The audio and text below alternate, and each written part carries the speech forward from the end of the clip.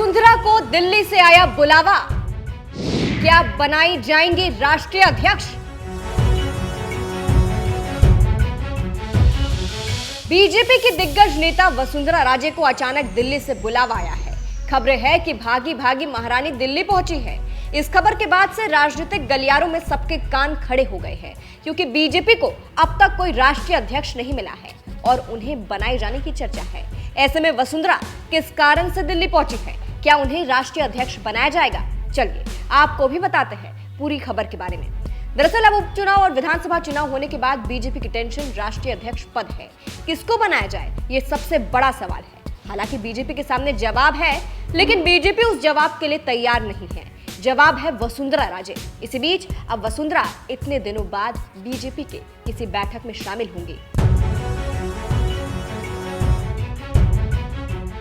वसुंधरा राजे पहुंची Delhi. Media reports के मुताबिक वसुंधरा राजे को दिल्ली बुलाया गया है, जिसके बाद महारानी भागे भागे दिल्ली पहुंची है, क्योंकि बीजेपी की एक अहम बैठक होने जा रही है। संगठन चुनाव को लेकर पार्टी मुख्यालय में ये बैठक होगी। संगठन चुनाव जैसे राष्ट्रीय अध्यक्ष पद का चुनाव, इसके अलावा भी जो पार्टी के अंदर चुनाव होंगे।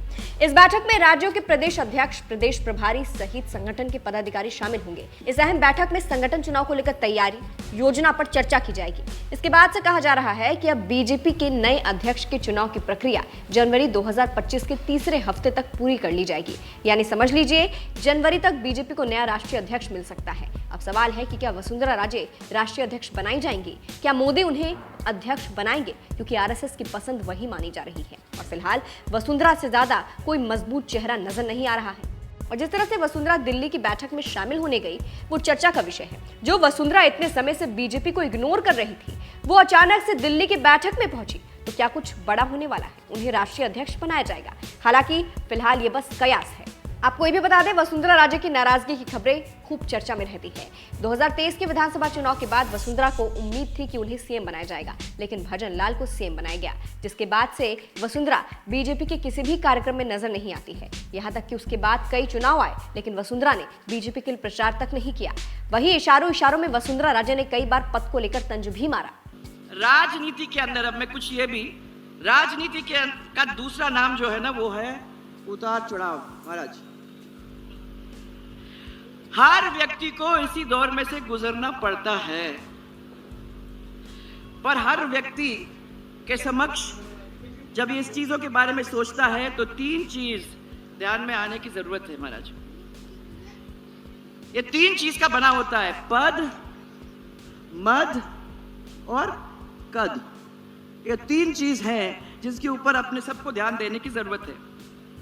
आप सब जानते हैं कि पद और मद ये तो स्थायी है नहीं, परंतु एक ही चीज है और वो है कद। जो अगर आप अच्छा काम करते हो तो उस काम को लोग याद करते हैं और कद फिर आपके साथ बना ही रहता है। मैं इसलिए आपको ध्यान दिलाना चाहूंगी कि यदि पद का मद हो जाता है तो उसका कम तो कद जो होता है वो कम तो हो ही जाता है।